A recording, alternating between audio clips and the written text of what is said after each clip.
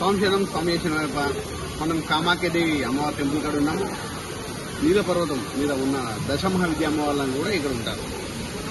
అలా మెయిన్ గా కామాఖ్యదేవి దేవాలయం. కామాఖ్యదేవి దేవాలయం దగ్గర మనం తీర్థగుండ స్నానాలు ఉన్నాయి. తీర్థగుండం అన్నమాట. ఇక్కడ అమ్మవారి తీర్థగుండం. అయితే ఎక్కడైనా కూడా మనం ఎక్కడైనా సరే ఏ యాత్ర పోయినా కూడా తీర్థయాత్ర పోయినామని అడుగుతారు.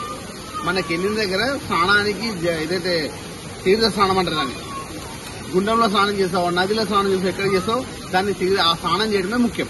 కానీ తీర్థయాత్ర అంటే మనకు టెంపుల్స్ తిరిగి గుండంలో స్నానం చేస్తే తీర్థయాత్ర చేసినట్టు అనమాట.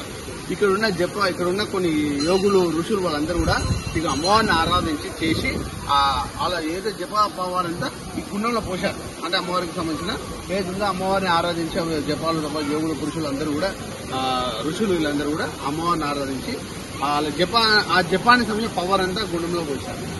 ఇలా రెండు ఉంటాయి. ఒకటేమో అమ్మవారి సేవ వాడతారు ఈ వాటర్ అంతా, అదేమో మనము స్నానం చేయడానికి వాడతాం. కామాఖ్యదేవి అమ్మవారి దగ్గరకు వచ్చినప్పుడు మన ఇంటి నుండి డైరెక్ట్ రాగానే మనము ఫస్ట్ గుండంలో స్నానం చేయాలి.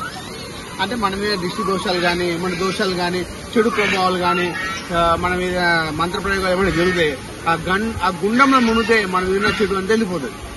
చెడు అంతా వెళ్ళిపోయి మంత్రసిద్ధులు ఏవైతే చేసాం అన్నీ వెళ్ళిపోతుంది. అంటే పెద్ద ఋషులు యోగులు అందరూ కూడా జపాలు తపాలు చేసి ఆ తీర్థం పవర్ అంతా చేశారు.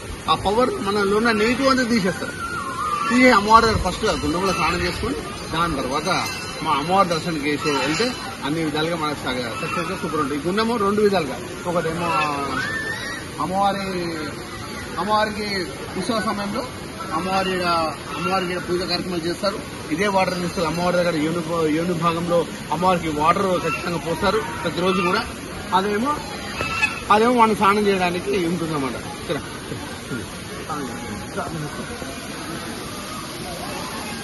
ఇదేమో అందరూ కూడా తీర్థ స్నానం చేయడానికి తీర్థగుండంగా మనకు ఇక్కడ స్నానం చేయడానికి.